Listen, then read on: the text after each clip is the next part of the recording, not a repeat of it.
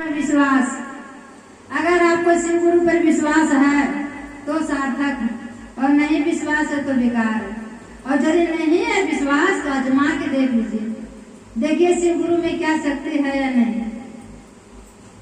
सखी है शिव जी के गुरु बना के देख ला, सखी है शिव जी के गुरु बना के देख ला, सखी है शिव जी के गुरु बना के देख ला, सखी है शिव जी के गुरु बना के देख ला।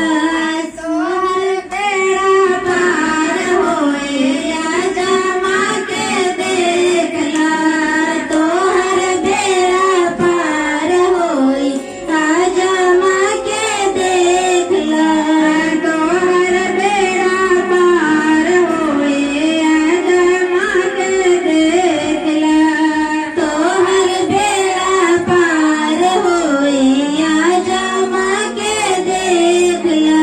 फिर आजमाएंगे कैसे? घर का जो गार्जियन उनका बात मानेंगे तभी तो घर का काम सार्थक होगा।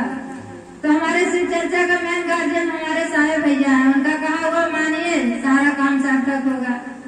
साहेब हरिंदर भैया तीन गोगे अनमा, साहेब हरिंदर भैया तीन गो गया नमा, पाया हरिंदर जी बातोले बड़े रहिया, भैया हरिंदर जी बतौले बड़े रहिया, रहिया पर चले के तैयार हो बुकहिया, रहिया के चले के तैयार हो बुकहिया, यापन नामवा के घोषणा करा के देख ला, यापन नामवा के घोषणा करा के देख ला, तोहर बेड़ा